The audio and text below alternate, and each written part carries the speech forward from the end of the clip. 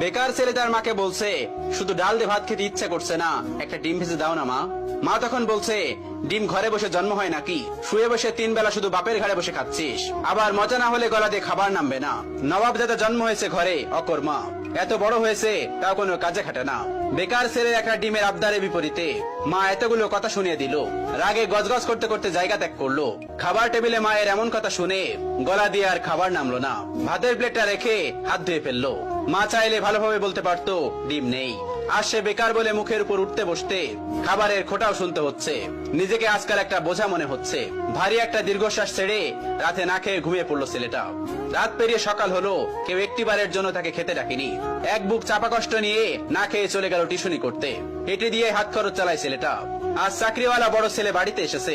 যে ঘরে বেকার ছেলের জন্য একটা ডিম ছিল না, সেই ঘরে আজ বাহারি আয়োজন করেছে মা। দুপুরে বড় ছেলেকে যত্ন করে খেতে দিল মা। ওই সময় অভিও এসেছে বাড়িতে। মা তাকে একটিবার অব্দি খেতে রাখলো না। পেটের ক্ষুধা জানে এক প্লেট ভাতের জন্য কত কটু কথা সহ্য করে নিতে হয়। বেকার ছেলেটা সকল কষ্ট চাপা রেখে নির্লজ্জের মতো ভাইয়ের পাশে এসে খেতে বসলো। মা ভাই হয়তো একটু বিরক্ত হলো তার আগমনে। মা 2 ছেলেকে ভাত দিল, তবে বড় বড় মাছের টুকরো গুলো এবং মাংসের টুকরো গুলো চাকরিওয়ালা ছেলের থালাতে উঠলো। অভি মাথা নিচু করে এক থালা কথা নামক খাবার হজম করছে। আর সেই ফাঁকে মা বড় ছেলের ভাতের নিচে বড় সড়ক একটা চিংড়ি গুজে দিল, যা চোখ এড়ালো না বেকার ছেলেটির। কে বলল বাবা মায়ের ভালোবাসা সব সন্তানের জন্য সমান হয়? এই যে মায়ের ভালোবাসায় কত ব্যবধান, এই কষ্টগুলো কাউকে বলা যায় না, আর সহ্য করা যায় না। আজ তারও একটা চাকরি হলে মা তাকেও নিশ্চয়ই এভাবে এক্সট্রা খাতির যত্ন করত। কথায় কথায় মন্দ বলতো না। হঠাৎ চোখের কোনায় 2 ফোঁটা জল চিকচিক করছে ছেলেটার। সাথে সাথে খুব গোপনে তা লুকিয়ে প্লেটের ভাতগুলো চুপচাপ খেয়ে নিল। বিষণ্ণ মনটা নিয়ে শুয়েছে ছেলেটা কিছুক্ষণ। এরই মধ্যে মুঠোফোনটা বেজে উঠলো। তার প্রিয় মানুষটি ফোন দিয়েছে। তার প্রিয় মানুষটির ফোনের নামটা দেখে অভির মুখে হাসি ফুটে উঠলো। রিসিভ করার সাথে সাথে তার প্রিয় মানুষটি ব্যস্ত কণ্ঠে বলল, অভি, তোমার সাথে বিকাল 4টায় আমি দেখা করতে চাচ্ছি। আমি নদীর পাড়ে অপেক্ষা করছি তোমার জন্য। তুমি তাড়াতাড়ি চলে এসো, জরুরি কথা আছে। অভির হাসি মুখটা চুপসে গেল এক নিমিষেই। পকেটটা একেবারে শূন্য।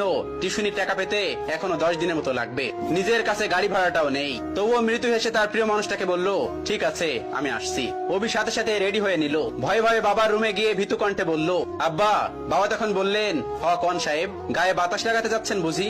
বাবার ঠেস মারা কথা গায়ে মাখলো না অভি, বরং অনুনয় করে বলল, আমাকে 100 টাকা দিবেন আব্বা, খুব আর্জেন্ট দরকার। বাবা তখন বলল, টাকা তো আর গাছে ধরে না যে তোকে ছিঁড়ে ছিঁড়ে দিব। নিজে কামাই করতে পারিস না? মানুষের ছোট ছোট পোলাপানো কত টাকা কামাই, পুরো সংসার চালাই, আর এত বড় দামড়া হয়েও বাপের কাছে টাকা চাও? এই লজ্জা করে না তোর? তুই সারাদিন গায়ে বাতাস লাগায় বেড়াবি, আর প্রত্যেকদিন তোর আমি টাকা দিব? অনেক তো বসায় বসায় খাওয়াইছি, আর না। তুই আমার সোজা সাপটা কথা শোন, আমি তো এত পকেট